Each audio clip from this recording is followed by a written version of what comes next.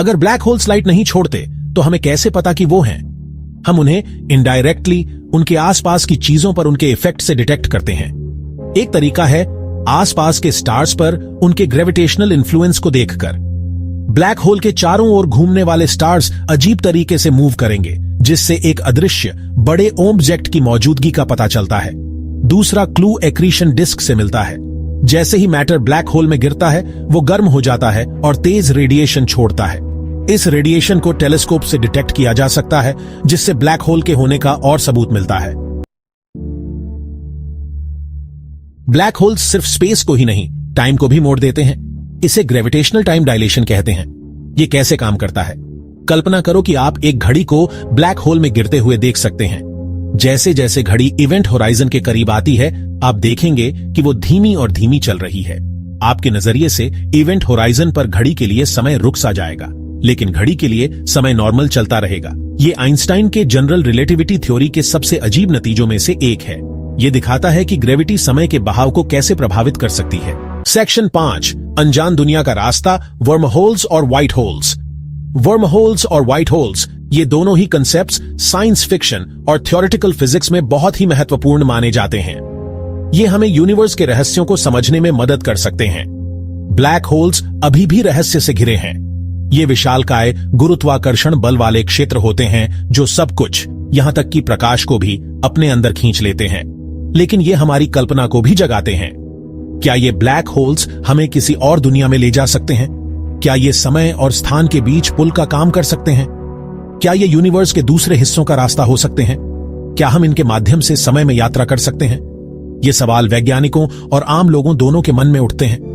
कुछ वैज्ञानिक ऐसा मानते हैं।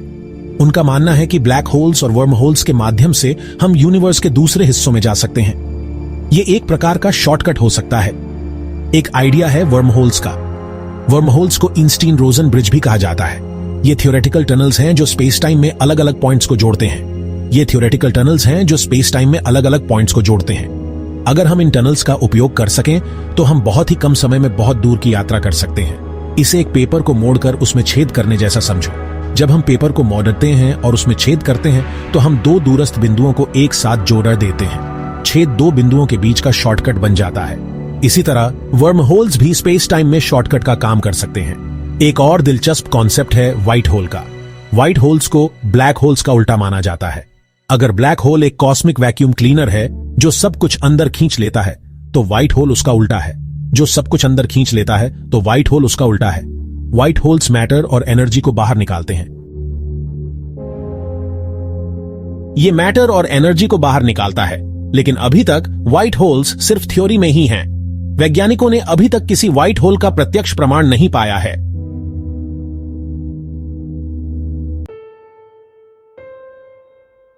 ब्लैक होल्स को अक्सर ऐसी जगह बताया जाता है जहां से कोई बच नहीं सकता। ये ब्रह्मांड के सबसे रहस्यमयी और शक्तिशाली ऑब्जेक्ट्स में से एक हैं। इनकी ग्रेविटी इतनी ज्यादा होती है कि लाइट भी इससे बच नहीं सकती। लेकिन इनकी भी एक लाइफ होती है। ये हमेशा के लिए नहीं रहते।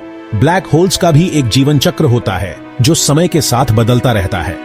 हॉकिंग रेडिएशन नाम के एक फेनोमेना की वजह से ये धीरे धीरे समय के साथ खत्म हो जाते हैं।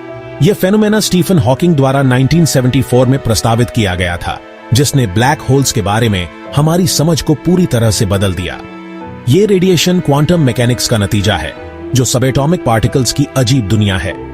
क्वांटम मैकेनिक्स के नियम बहुत ही जटिल और रहस्यमयी होते हैं, जो हमारे रोजमर्रा के अनुभवों से बिल्कुल अलग हैं। इवेंट होराइजन पर पार्टिकल एंटी पार्टिकल पेयर्स लगातार बनते और बिगड़ते रहते हैं। ये पेयर्स क्वांटम फ्लक्चुएशंस के कारण उत्पन्न होते हैं, जो शून्य ऊर्जा से भी पार्टिकल्स को जन्म दे सकते हैं। कभी कभी एक पार्टिकल ब्लैक होल में गिर जाता है, जबकि उसका पार्टनर बच निकलता है। यह प्रक्रिया बहुत ही तेज और जटिल होती है, लेकिन इसका प्रभाव बहुत ही महत्वपूर्ण होता है। यह बच निकलने वाला पार्टिकल ब्लैक होल के मास का एक छोटा सा हिस्सा अपने साथ ले जाता है। इस प्रकार ब्लैक होल धीरे धीरे अपना मास खोने लगता है। यह प्रक्रिया बहुत ही धीमी होती है, लेकिन समय के साथ इसका प्रभाव बहुत बड़ा होता है। युगों में इस प्रोसेस की वजह से ब्लैक होल छोटा होता जाता है और आखिरकार गायब हो जाता है। यह एक बहुत ही धीमी और लंबी प्रक्रिया है, लेकिन अंततः ब्लैक होल का अस्तित्व समाप्त हो जाता है। हॉकिंग रेडिएशन ने हमें यह समझने में मदद की है कि ब्लैक होल्स भी अनंत काल तक नहीं रहते। और वे भी समय के साथ वाष्पित हो सकते हैं। ब्लैक होल के सेंटर में सिंगुलैरिटी होती है। यह इनफाइनाइट डेंसिटी का एक पॉइंट है। ब्लैक होल का सारा मैटर इसी एक पॉइंट में कुचला जाता है। यह सोचने वाली बात है। सिंगुलैरिटी के चारों ओर इवेंट होराइजन होता है। यह नो रिटर्न का पॉइंट है। एक बार इवेंट होराइजन क्रॉस करने के बाद वापसी नहीं होती।